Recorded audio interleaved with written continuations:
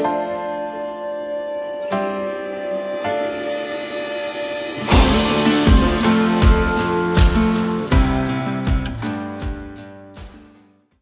guys, and welcome to the Slingshot podcast. And today we've got the 25th installment. That's right, there's been 24 guests, and today I've got the 25th. I've been wanting to have this man on for such a long time. He's a staple here in the UK, known for his fine shooting, his highly successful YouTube channel, his fine culinary skills, amongst his personality and a bunch of other stuff. And I cannot wait to deep dive into this episode. Hopefully you'll enjoy it. Let's get on with it. It's the one, the only, Joefe. Let's go. So here we go. We've got Joefe. How are you doing, my friend? Not too bad, Benji. Thank you for having me on, mate. Pleasure. No, it's my pleasure. I've been wanting to have you on for such a long time, and we're finally here. We've got a lot to find out about you.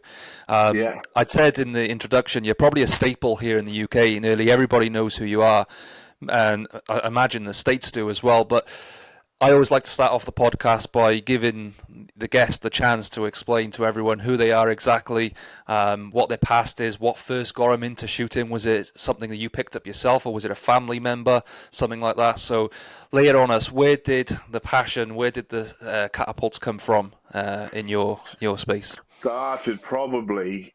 I've always seemed to have had it. We all do, don't we? We all have a little catapult at some point from being very young age. For me, I think I was about 14. And where I live, a few of my mates and some of my relatives, my cousins, as I was young, we started making them. So we'd cut asphalt out over the fields, burn our initials on them, get some big tube elastic stones. Obviously, we didn't have any leads or shots, wasn't posh enough for that. But stones, the best round stones we could have. And there was an old abattoir where I lived, and there was a big bell on it, probably, I don't know, about that size. We should stand back at about 10 metres and see who could hit the bell. And if we hit it once in the afternoon, we was doing really well. That's how good we was back then. So it started there. And then I'd always had a catapult, but never really used it. And some lads, some of my mates, as we got older, the same lads, they went off poaching one night, and they come back with pheasants, and I was giving it big licks, saying, "Oh, I'd beat you if I went." And they said, "Come on and prove it." I went with them one night, and I think I fetched 4 back. That would have been 2017. Right. And I had a message off Keith Dighton at the time. I was friends with him on Facebook, and I was friends with Asa Wilson. But I knew Asa Wilson from being a young lad. I'd never met Keith. And he messaged me and he said, "Oh, I didn't know you liked catapults, but I can remember seeing them on Facebook, and they was going to these tournaments. I thought, wonder what they are." And it's in a profile picture of Asa drawing the sling back, and I thought, these lads must be good with a catapult. And he messaged me, Keith did, and he said, "I didn't know he was any good." I said, "Oh, not really." I said, "I just picked it back up a bit." And he invited me to a shoot, which was in Sheffield, 2000, I think it was 2017, something like that. Anyway, I went to the shoot. There was Skipman Jones, Gamekeeper John, loads of fellas there, Jumbo, and I was just watching them. I can remember I took my cousin, we went and watched it, and I can remember watching these lads, the things that they was hitting, and I was just, my jaw dropped, and I thought, I don't believe what these are doing. Keith won a catapult on a raffle, which was a flat band. I'd never seen one before. And he said, take that back. He said, and have a practice. He said, put a sheet up, take some ball bearings, buy some more of these. He said, and just see if you can get good. So I started watching a couple of videos of what they was doing. And then, started from there, starting practicing at home with a can. Got addicted to it, I'd hit every night. And then I think about 6 or 7 months later, I went to another shoot, went to Andover to a shoot there. And then we went to another shoot in Sheffield again, and I won the 15 metres there. Beat some big names, and that was it. Then that was me hooked. That's where it all happened. I think that's the thing is, like you said, the jaw-dropping moments where people watch it and you can't believe how good somebody can be, and you just want to get there, don't you? You want to get as good as they are. You want to be able to do what they can do. It's so contagious. And I think I've seen the video. I think I've seen the Andover shoot, actually. It looked quite a good one. Quite a good shoot. But I went to my first shoot last year, and it's just the, do you know what I mean? Everyone around having a shoot, and it's just such a good time. It's such a good laugh. And obviously, you've seen both sides. Like you say, you've been on the mooching side of things. You've seen the competition side of things. For you, was there one that drew you one way more than the other, or was it? What was it? It's been a process of both. At first, it was more the tournament side. I wanted to get out and hit a target. I wanted to get smaller, smaller, smaller, and it was a challenge to myself. I used to shoot every single day, but I'd have like 30, 40 shots, and Mm. that was religious. Then I started getting into a bit more of the hunting side, and I went back. For me, over the last 5 years, really, it's been more the hunting for me, and I've gone Mm. completely off of the tournaments. I've been to tournaments, I still love going to them, but I don't really shoot at them anymore. I just like doing a bit of camping, bit of cooking and whatnot. You know what I mean? I've seen your little van So that you got is pretty pimped out, looking good. yeah,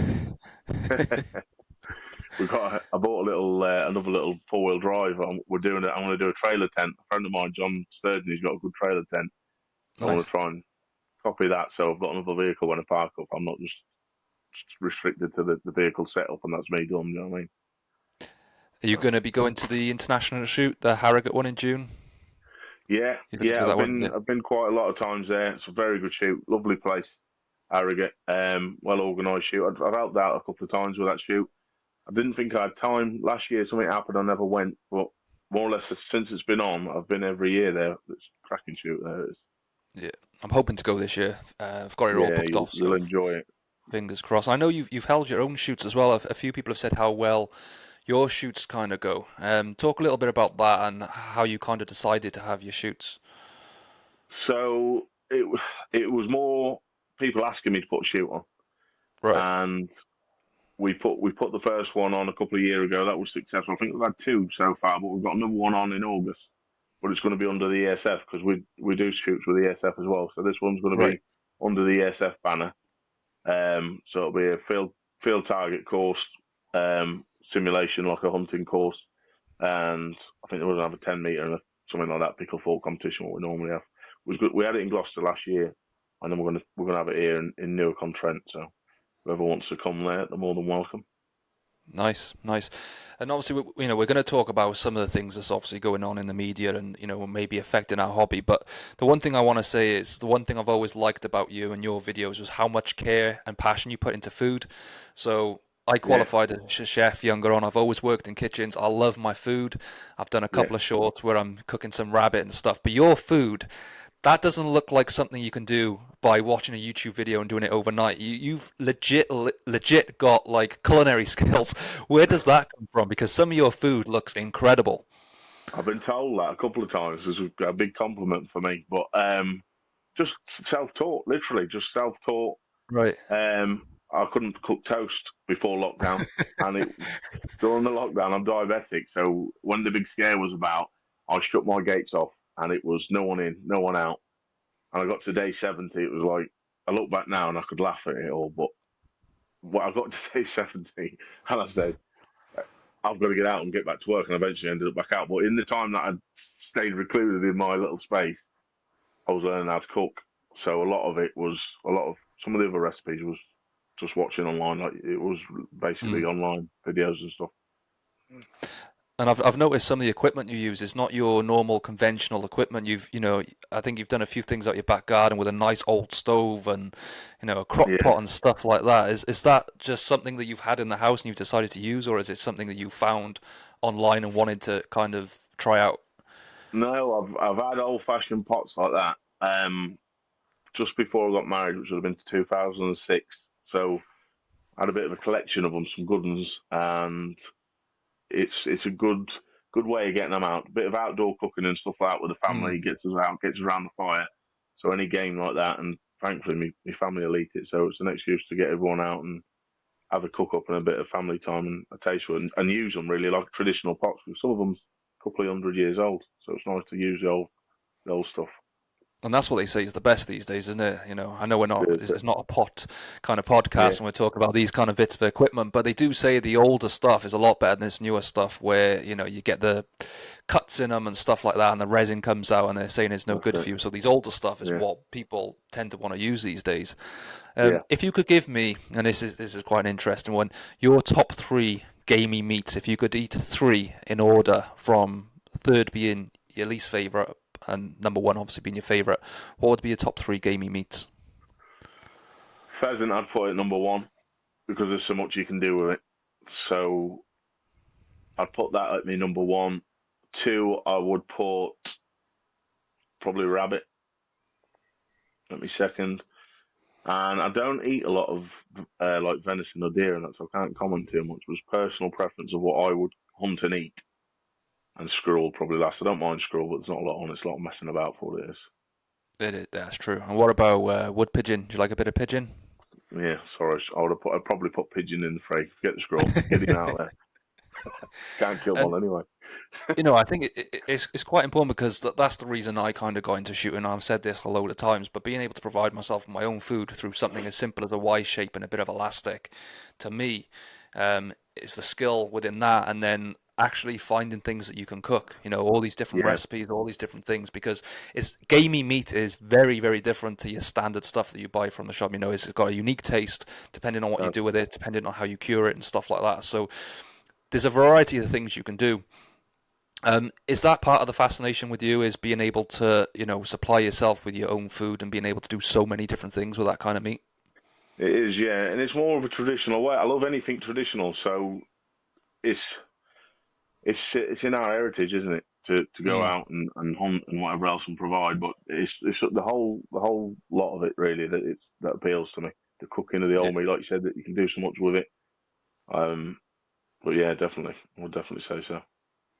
And obviously now, we've touched on the side of it, which, is quite important when it comes to, using a catapult for hunting, because at the end of the day, if you are using it for that purpose, there's a few other reasons like pest control.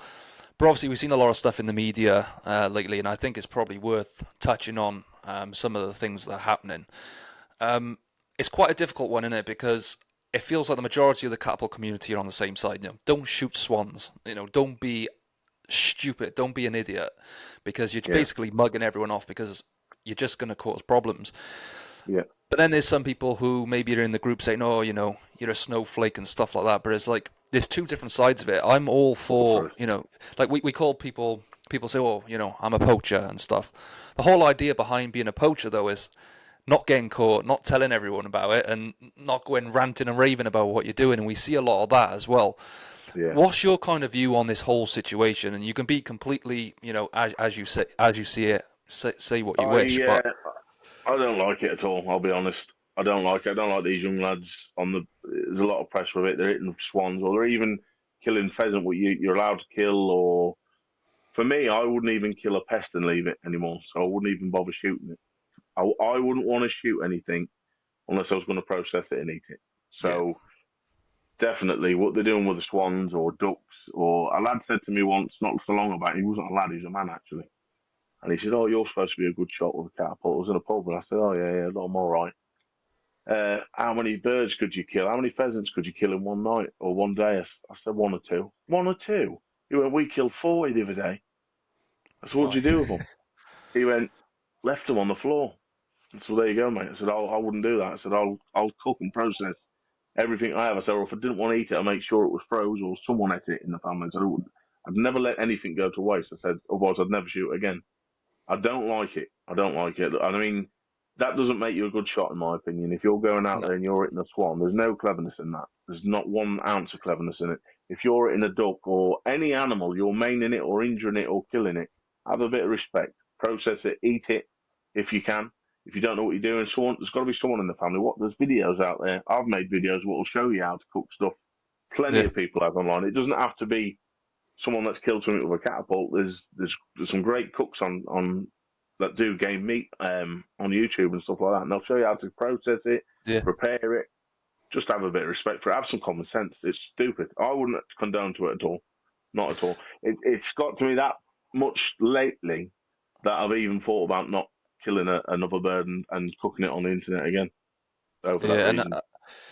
just like you're saying there, there's YouTube channels. I can't remember the name of it. There's one really, really good one where it shows The you lad how with to, the tattoos on his hands.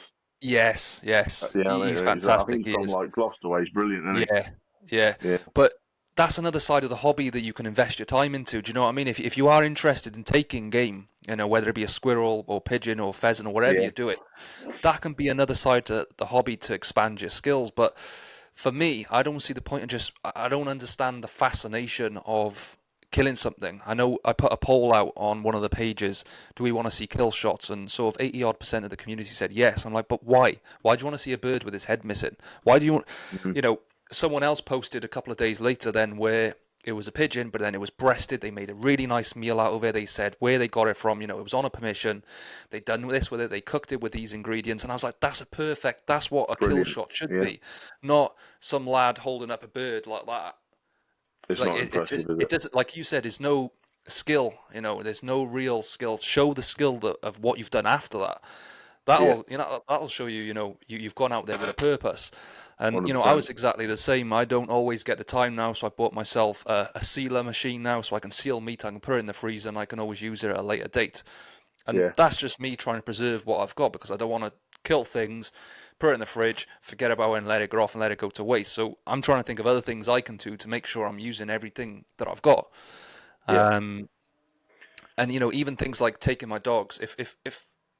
If I'm on my permission and I can see something and I haven't got my dog, I probably won't get it because if I can't retrieve it, I'm not going to get it. Whereas if I've got my dog can retrieve it. Happy days, I'll do it. It's exactly. these little things that make a difference. And I'm the same as you. I've not put anything on my YouTube channel. I think there's enough out there between the likes of yourself, Chris Graffin, Gamekeeper John, Wayne Martin. There's Yeah, enough content on there now for people to figure out how to shoot successfully, what to do, and what to yeah, do within reason. We don't need a load of more people just going online and putting a bit of trance music in the background whilst they're going out on a public park and shooting birds for no reason. It's just that's the little bit that gets to me. yeah. And I think there is a big difference between that and shooting a swan because, like you said, is ridiculous. It's pointless. It shows nothing. And I think John Jeffrey said it in our episode. He said if it's all about how good of a shot you are, like you said, that young lad asked you, how come to a competition, Yeah. have a shoot there. If you are a good shot, fantastic. Come along to a competition and win yourself a trophy and a couple of prizes because that's what you want to do. Like you said, shooting a swan's not really showing anything. A few years ago, we used to have a competition, and it would be shot of the month. There was a hunting one, but the better one was a shot of the month. It was on one of the catapult groups. I think at the time we had the UKCA before there was a merge of the catapult associations, and they'd put a shot on so there could be young lads. They'd have a juniors, and then we'd have an adults one, and then I think we did have a women's one once because there was a few women in the sport at the time, like more than there is today. And it was basically a trick shot from however many distance. You had to be on camera. You'd put the I don't know whether you were hitting a lighter or whatever at whatever distance, and that was really popular. And I Mm. was thinking about something like that again would be a good idea to deter people from just going out and just shooting anything and leaving up the floor and whatever else, thinking that's a good shot. To shows your proper skill. See if you can Yeah. hit something. We had a voting system that'd go on there, and whoever won would win a trophy. It was a good thing, and I was thinking about trying to get something done like that again, even on my own YouTube channel. If it wasn't on one of the catapult groups, just put it on the YouTube channel. I'll put the videos on my page, put a few together, and they could have a voting system or something else. Just to, cause it is getting a bit out of hand now. It's getting stupid. There ain't no good in it. They'll end up banning it altogether.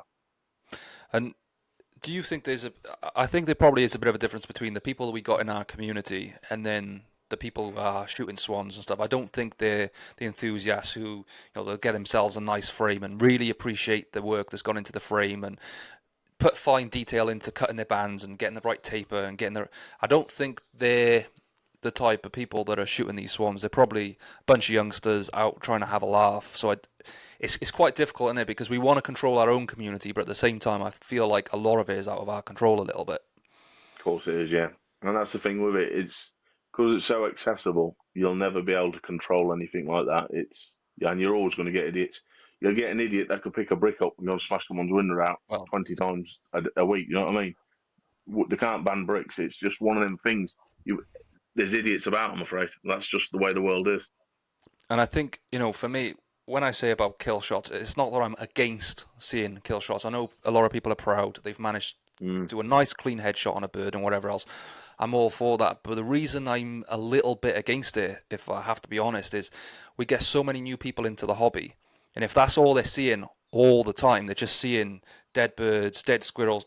They're going to just go out and try it. And we've seen it And they think ourselves, that's the normal, yeah. They think that's the yeah, normal. they go out. Oh, I've just clocked a bird, and it didn't kill it, or I've just hit a squirrel and it jumped the bough and it didn't die. What do I Mm, do? And then you see a load of comments. Oh, speak to this person, he'll sort you out. It's like that's the wrong answer. It should be you're not good enough yet. And I don't mean that in a horrible fortunately, way. If you're watching no. this and you think it's not, enjoy the process of getting good. Up your skills, start hitting spinners consistently, and then when you go out and you do want to go on a proper mooch and you are hitting things, you're taking it cleanly, humanely, and you're not injuring the animal. Do you know what I mean? So by pouring up a load of shots, it's just, for me, you're just throwing it in the faces of new people coming into the sport who think it's quite simple as going out and just hitting something. It's really not. I get that many questions on my YouTube. If I flick on it, I don't get a lot. I've blocked all the notifications off it, but if I get some questions on there, I think if I get 10 questions in a week, 8 of them would be, what's the best setup? I'm a beginner to kill this or kill that. And I just say, look, you need to be hitting something consistently before you even start going out. I've not shot myself this winter. I probably went out twice, but I haven't shot properly in about 12 months. And that's one of the reasons why I've not gone out shooting. I don't want to go out and start missing something or injuring it and it getting left in the field suffering because my shooting isn't good enough at the minute. Mm. So I've hardly done any shooting. You'll notice on my YouTube channel I've not uploaded many videos at all Yeah. recently for that reason. It's I've just not been having that shooting, so respect, isn't it? yeah, You know.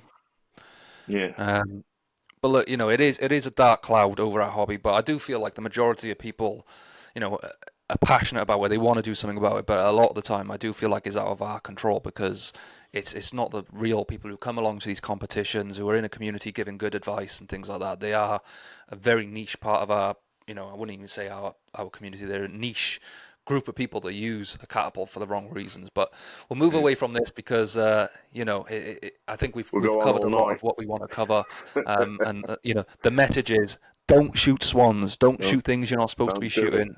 Should And get that if you are going to go mooching, you are going to be poaching or whatever. We know it's not going to stop, but just do it sensibly. Don't be exactly. caught and be in a Common public sense. place where there's a woman and kids walking their dog, and then you're stood right behind them shooting something out of a tree. Just be sensible.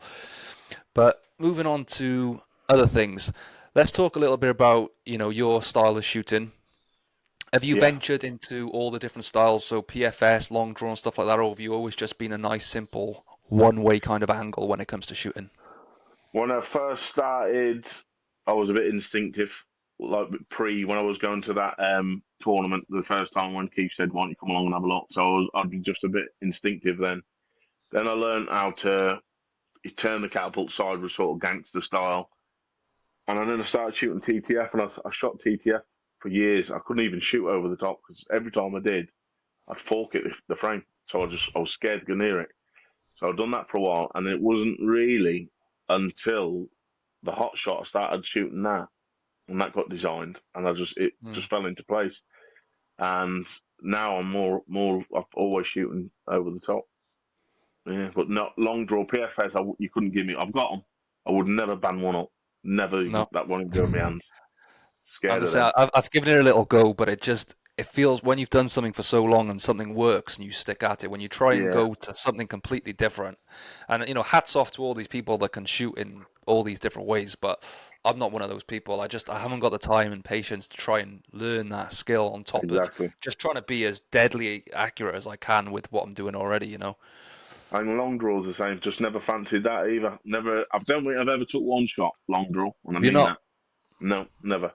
It's Saw Keith strange. Dighton drunk shoot himself in the face once doing it round a fire in Solihull, and I thought, yeah, I'm not trying that one. So Not for that me. never happened either. I know you see them with the little cuts under the cheek and stuff, and you're Yeah, just like, few it's not lads with a worth bit it. of Not worth yeah. it. Not worth it. And what about your setup? Have you stuck to the same sort of ammo size and things like that, or what's changed over the years?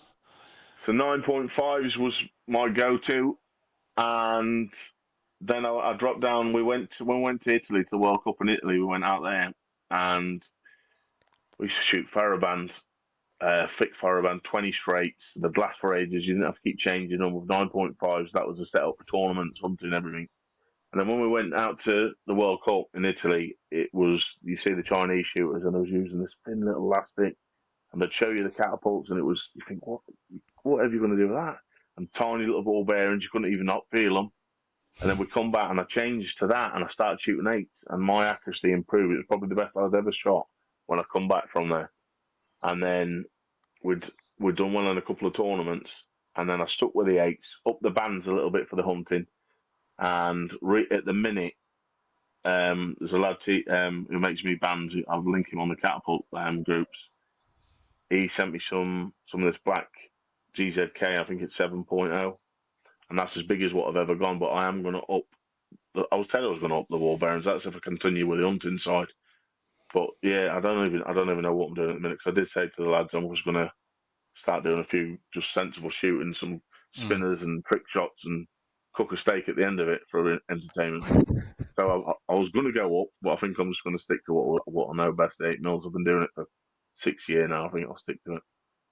I think you're the second person to say that they went to Italy shooting like Theraban Gold and then come away differently. So it was almost like they really did show Educate us us. here in Yeah, the UK what what's possible with other bands. And there's so many out there. It seems like every couple of months there's a new band and there's new this and new that. And I do know a lot of them come out of the same factories, and there's not a huge difference between them.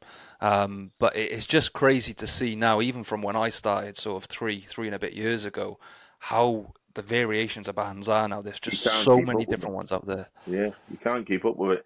I ain't got a clue what half of them are, and I mean that. I've got a drawer full in my shed of bands, different stuff, and I'll go to the same stuff every time. I know colours and that's about it. I'm a bit old school when it comes to bands or anything like that. I don't do much homework on it.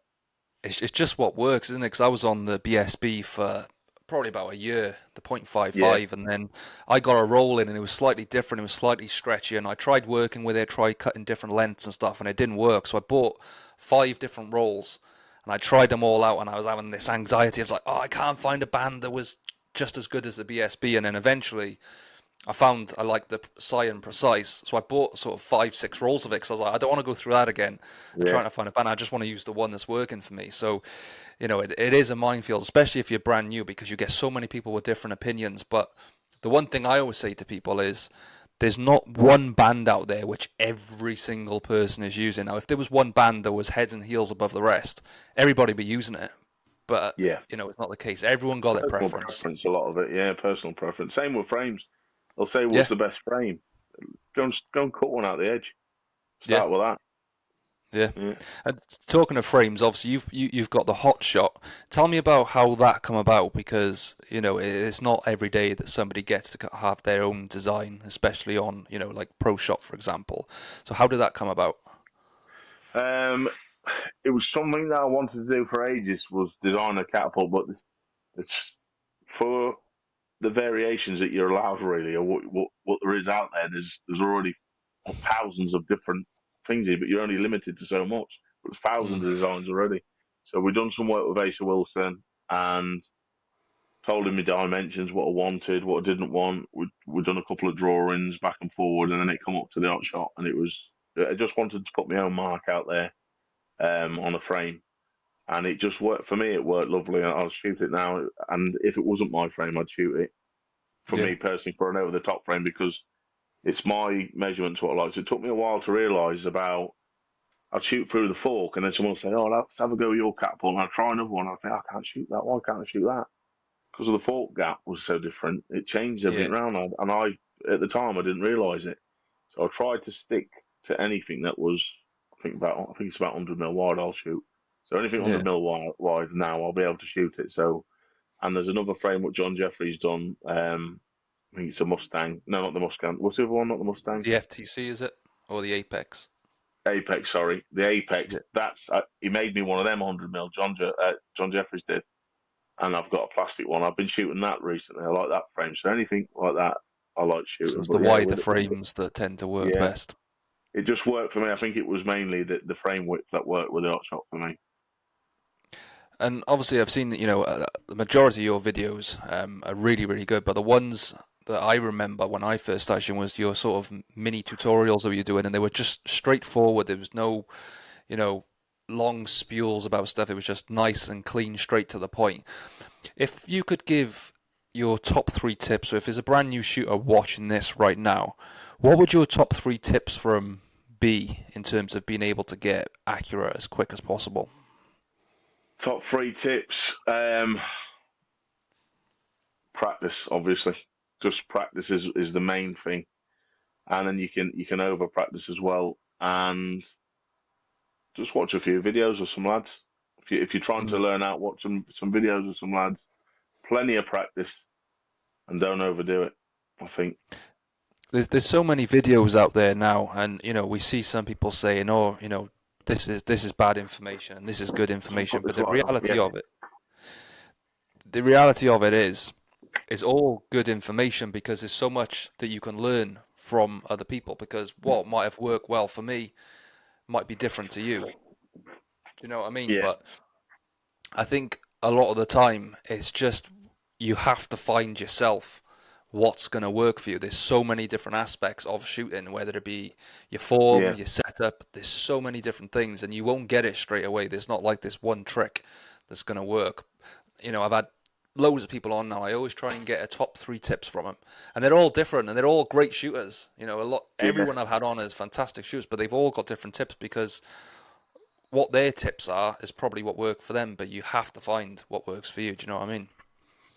yeah. Starting big's always a good thing. If you start your target big Yeah. and don't worry about it, just concentrate. As long as if you're really a beginner altogether fresh, start with a big target and just concentrate on getting that ball through the forks and hitting that big target, and then eventually just come down small. That's what I seem to do when I started off, and I just got a bit more accurate and just plenty of practice.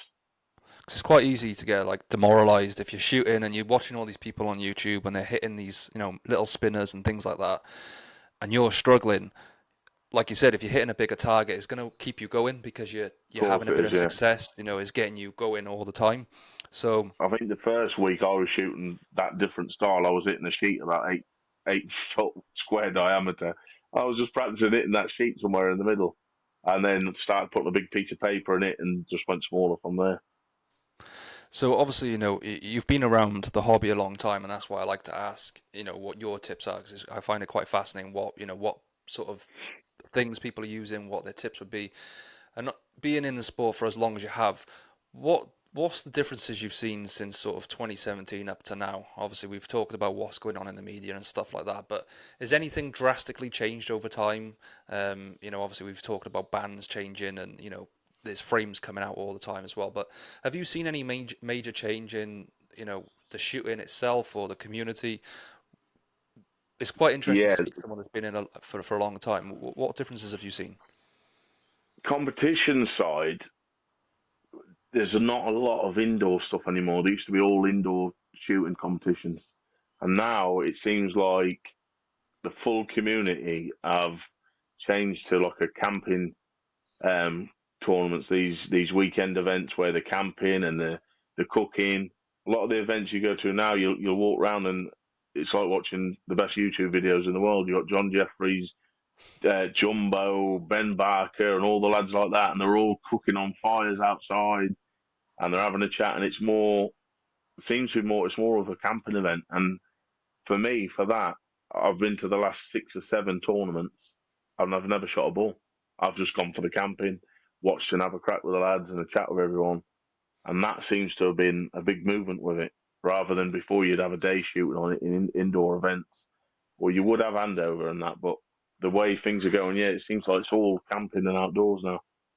Yeah, and that's a really good point because when I went, Um, for me, I went through probably about 1,000 ball bearings, but that's only because I'm so busy that I don't always get time to shoot. So when I was there and I had 2, 3 days, and it was targets everywhere, I was loving it. I was just like, I just Yeah, want to shoot. But at the same time, like you said, there's always people cooking or just hanging around having a chat, just and hanging there's about, different yeah. people there, and they've got different frames, and they've been in the sport longer than you have, so you want to pick up with them, and you may have seen them online, and so it's quite interesting that you've been to these events lately and not actually shot because I could probably do the Yeah, same never thing, to be bothered. honest. Yeah, Like I could quite happily go along just to meet people and have a good time because, like you said, it is about that camping and sitting around the fire at night with a couple of beers and whatever and having a good laugh. Um, yeah, it's almost like the catapult competition side of things is a side bit to the Yeah, actual camp. it's an added bonus to your real serious shooters nowadays. Listen, you've got to be dedicated to it. It's hard to be so dedicated to it. Summer months, you're right. Or if you've got somewhere, but years ago, I built myself like an indoor range so you could do some shooting in the winter. Well, if you've got a bit of work in that on, it's hard to put the time, especially when you've got family. It's very hard to Yeah, find the time for it. yeah, So when you got to go to a tournament, I'd always go to tournaments, even if it was just for the camping side of it. And that I'd advise that on anyone new that if they're thinking, they watch a video and they think, oh, what's the point of me going there? I'm not going to win anything, or I'm not going to do anything. You've got different levels anyway. yeah. Plus, it's more a hunting course is more fun than a serious competition. Anyway, for me, you can go around you can get put in a group with lads that's never shot 3 times in their life, and you could have Mm, just as good as time as yeah. anything. You know what I mean? There's no pressure there. It's more of a laugh. It's relaxed. And the camping side, if you're just going to go and watch it and camp, I'd definitely advise it for anyone. And the one thing I would say is one thing that surprised me, and I don't mean this in a negative way, is you see all these people online and you see them do trick shots. I've put stuff up myself. I know you've put stuff up, but everyone misses. And I think when you go to a competition, you start to realize that these big names and these top quality shooters, they also miss. And I think Yeah, when you go there, you start to realize it's okay to miss. Nobody's 100%. It's okay of to course miss. And not. I think that's what I kind of quickly realized is I thought I was bottom of the pack and all these people were going to be much, much better than I was. And I went and I was like, I'm holding my own here. And it's because you get Yeah. it in your head that everybody else is so, so good and they don't Nobody miss a wants shot. to watch it on YouTube. They don't want to watch you missing 20 shots Well, this is it. Yeah. before you hit anything. So you're straight to business with it. But in reality, it's definitely nothing like that. I miss more than what I definitely do. And I know a lot of others do because I've been there and watched it, like you just said, Yeah. in person. Yeah. And like you said, there are people there that it's their first time. There was people at that show who had been shooting maybe 2 months, but they were still coming along and having a good crack. At the beginning they might have been a bit shy and not wanted to take it out of their pocket and whatever, and then all of a sudden, after a couple of hours, they're just plink, plink, plink, plink, and it's just Yeah. nobody's watching you. Nobody really worries about what you're doing. Everybody's just having a good time, so it's definitely worth. We've Um, had more surprises at competitions from what we would say was a novice. Not saying that you're better than anyone else, but a novice that's never been to a tournament or never won a competition. If you've won something, a couple of trophies, you get classed as a pro shooter, so you go in a yeah, different category. But newcomers to shoots are some of the best shots I've seen, better yeah, than some of the pros. Definitely. yeah. Yeah. There we go. There we go. So we've got some questions for you. I know you may have seen a couple of them. I'm allowed Um, to say no comment. you can say whatever you want, mate. Whatever you want. So,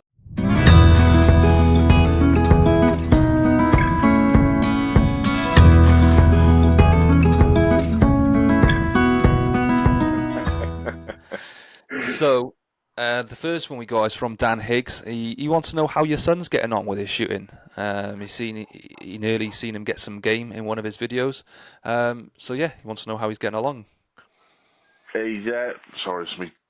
Pod. Yeah, thanks Dan for that question. He's getting on all right. He is very keen to keep coming with me whenever we go off. He's keen to get off. He's not improving the best, but his form, he's got really good form. And I've not really put too much into him with it. It's more or less just, I don't want to force it on him. If he wants to do it, I'll let him do it. But any time I'm going off and he knows I'm going, he wants to be in that car or camping with me and he'll go. And he normally won't leave his mount. He won't sit in the pictures for half an hour, but he'll come with me for anything to do with catapult. But he's got great form, and my daughter did as well. My youngest daughter, when she picked the catapult, she had a fantastic form with it. But yeah, he's getting on all right, thank you. Bless him. Nice, nice. We've got another one by Bootleg Mike. Hi, I would like to know if the Slingshot tournament scene in the UK has recovered from COVID. Are there as many tournaments now as before? Because there's very little video footage of UK tournaments. Thanks. Have a good day. Yeah, so with that one, I would say pre-COVID was when you had a lot of indoor shoots. Coming back from the World Cup, Slingshot World Cup in 2018, which was pre-COVID, we started having big tournaments here. We put on a big tournament when the UKSA and the UKTA was one, and we put a tournament on in Gloucester. And we had the lads from Croatia, Italy, Spanish, um, we had loads different nationalities. We had Americans that was over, Mel Waller and the lads, and it was fantastic. And we thought then it was going to really step forward, and then, like you said, COVID came. It completely knocked it back, and the indoor shoots for me never did recover. It's all outdoor shooting now, camping, Mm. outdoor shooting. So I think that was one of the main reasons why I took a backward step, and it just never seemed to recover since. Definitely not. And I think, that there are, as time goes on, there's probably a lot more shoots starting now. But in terms of, them being recorded, I think sometimes, when I went to the show, I planned on having this really good video, and I did put one out. But to be honest, I was so busy just having a good time and having a bash with the I lads do that the same. Yeah. I just forget about it. And I'm on about going to Harrogate this year, and I really want to get a good piece because there's gonna be a lot of people there, and I want to kind of more so for my own memory, my own little kind Yeah. of vlog for, so I can look back at it and go, oh, that was a good time. But it is hard when you go to these shoots because it's not at the front of your mind to think, oh my God, I got to make a video. No. You're just there having a good time, and it's quite hard to dedicate that time whilst you're there to making sure you've got some content. You know what I mean? 100%. You'd see Gamekeeper John used to do a fantastic job videoing all the shoots in the UK. And since he stopped going to the shoots, a few of other lads would do odd videos, like you said, but it's getting the dedication. If you're there just to get away and chill out and that's your weekend, you Yeah. don't want to be running around with a camera all the time. And even if so most of the time, if I'm at a shoot, I'll be keeping scores. Or even if one of the lads I'm at, and it's not my shoot, they say, "Do you mind scoring?" I'll walk around a field course. My legs will be killing me at the end of it. I've never shot a ball, just scoring the lads. So to video them as well, it's hard sometimes.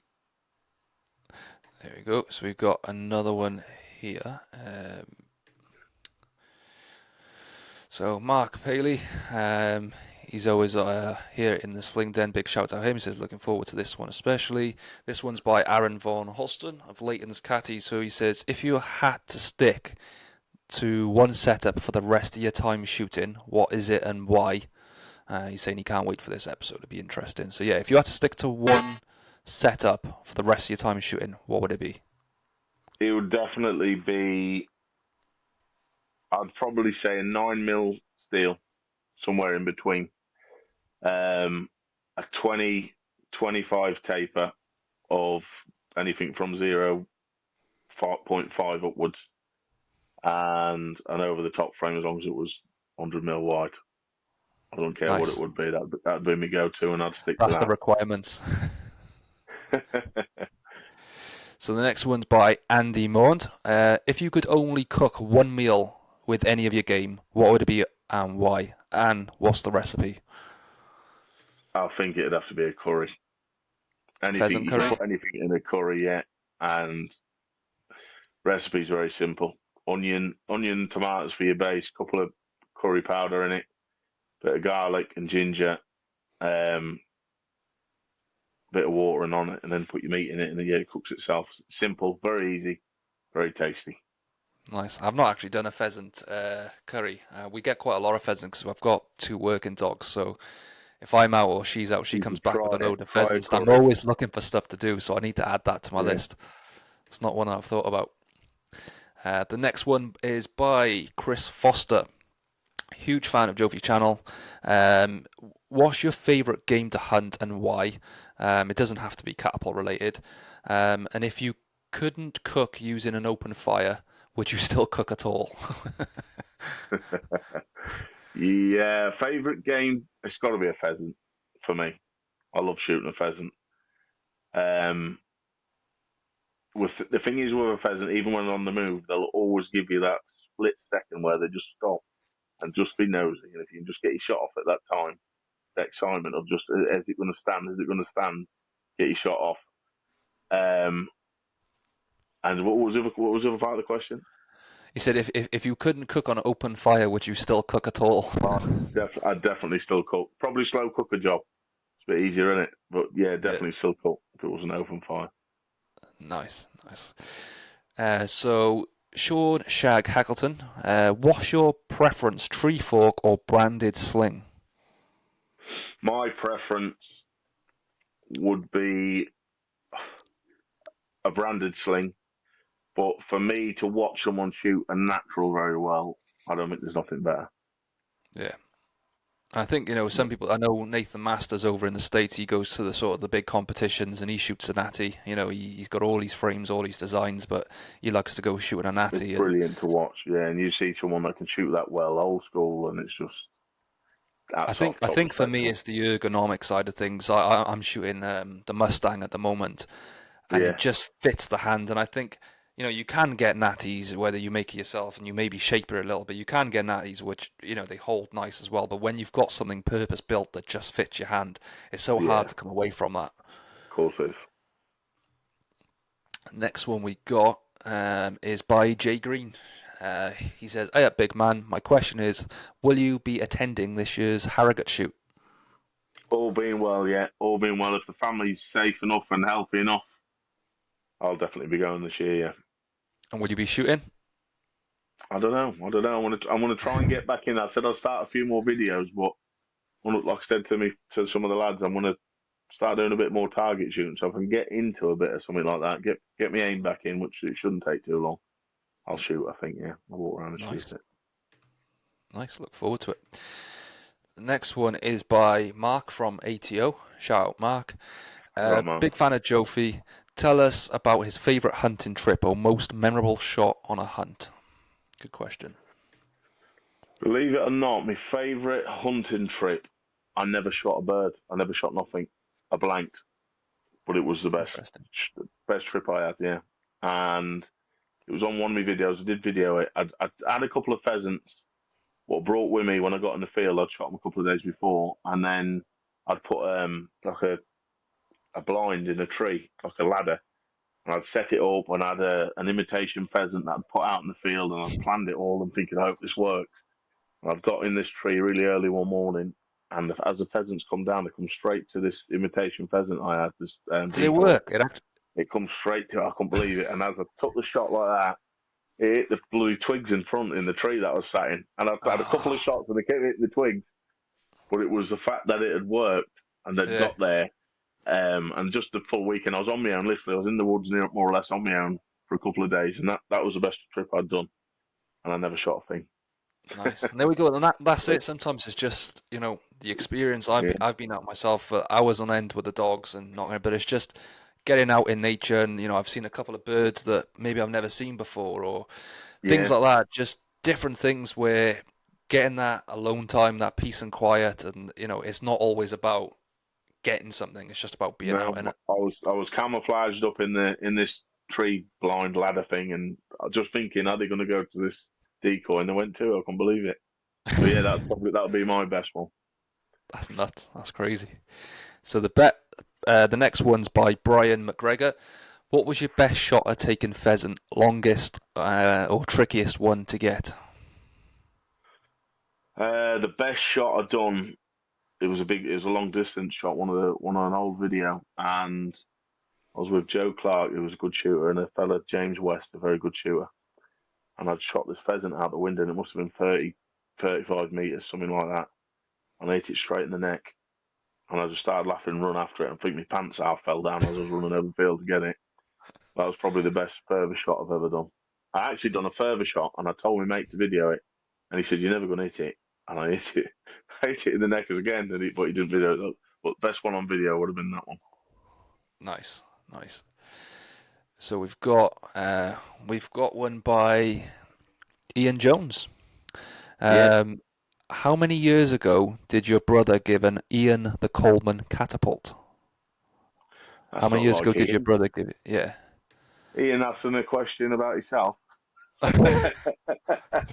Well done, Ian. All dead. When was that? I think it was at Andover. My brother was a good shooter, and he won a catapult on a raffle. It was a Coleman frame, and he gave it to Ian. And I Right. think Ian still shoots it today. I'm sure it's the frame he shoots today. I've had Ian on the podcast, and I do remember him saying the frame that he shoots was given to him. Is that the one? That would have been the one. It Is would have that- been my brother that gave him it. Yeah. Nice, nice. We've got one from John Burns. Yeah. All right, John. So obviously, I know we've had a little discussion about things, and he wants to know why you kicked the pheasant. And yeah, we'll go into So the big spew. he, But he's an if explanation you for just John. explain what happened, because for people watching, they Yeah. may not have seen the video, but what actually happened and what is John talking about here?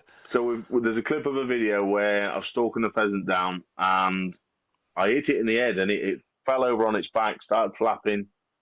I thought normally you just go and collect it and obviously make sure it was dead or wring its neck or whatever else. But the pheasant got back up and ran towards me. I took a second shot as it was running in, but it carried on running towards me.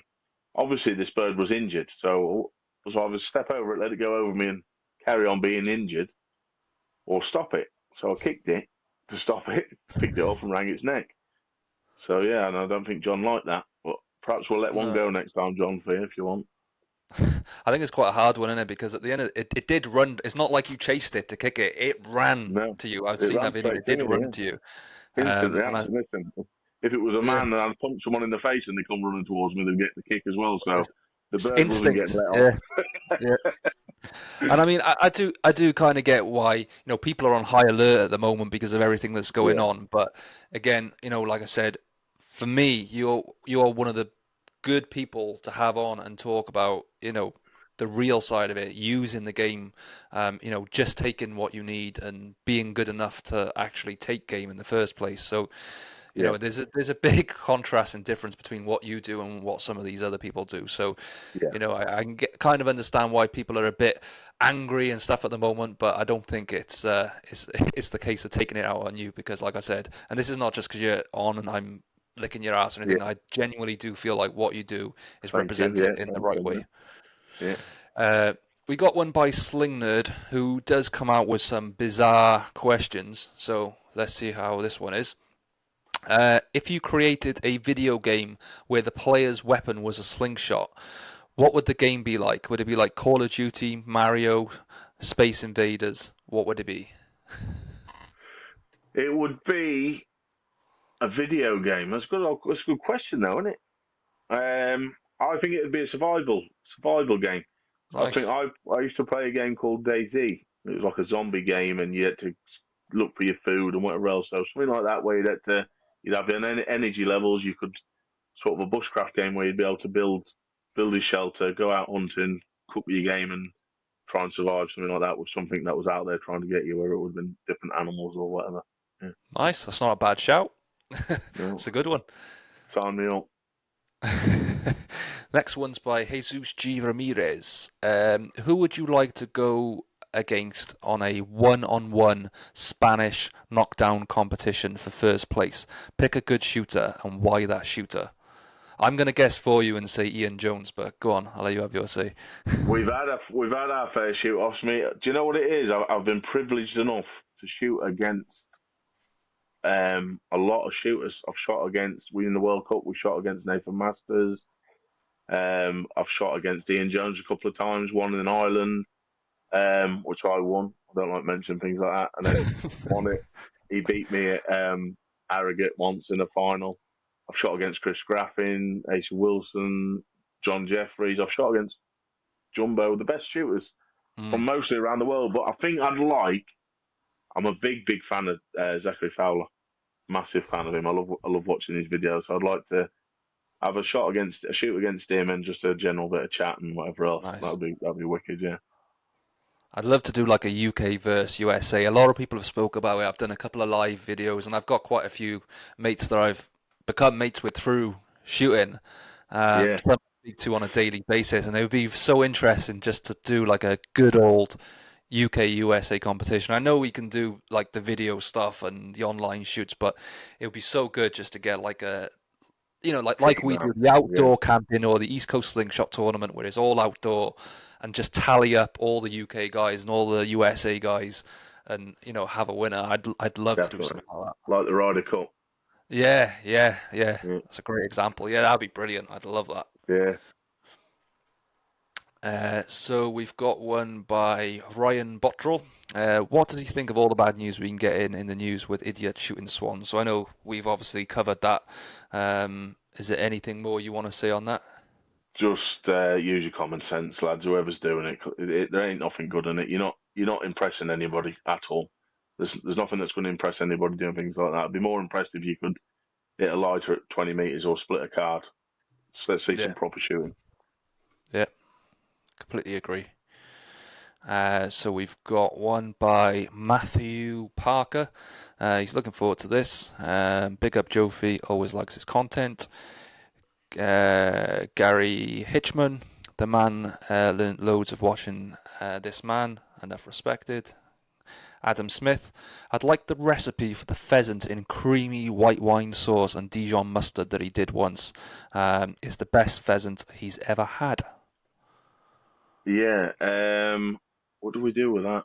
I think we fried some garlic off, some mushrooms, thick cream, Dijon mustard in it, salt and pepper, and it was just basically that. But we'd fried the pheasant or whatever meat you was going to use first, then take the meat out, put that in there. A bit of white wine went in it, let it all come together, and then put your meat back in and let it simmer for 20 minutes.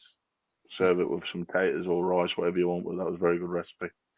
I think I've done a short on something similar. It was La Moutarde French. It was a French rabbit dish I did. Yeah, And that was the same as sort of shallots, garlic, white wine, yeah, cream, nice. mustard, and it just is Just goes it's so together, doesn't good. it? Yeah, Yeah. it's so good, so good. So that's all of the questions. So there's two things I want from you now. One is to leave a message for everyone watching, just anything you want to say, really. And then another thing, I want you to ask the community a question, and then I want them to comment below the answers to your question. What are we going with? Right, I think the first one is to get behind what you're doing here because obviously I think it's fantastic. I've watched a few of the interviews that you've done on here, and I think it's a really good channel. So, lads, give this man a like and a share. And what I'd like to ask the community, I don't know, that's a good question. Who's your favourite shooter There we go. ever? We'll do Perfect. a poll. We'll do a poll up and get some votes on who is your favourite shooter. There we go. Perfect. I appreciate the kind words. It's a great question, and hopefully I'll see you at Harrogate. Hopefully you'll be there, and Yeah, even if I'll be there. We'll cook a bit of something together, eh? We'll video it. that sounds perfect. Sounds good to me, mate. Benji, thanks for having me on, mate. There we go. My pleasure, mate. Catch you soon. Take care.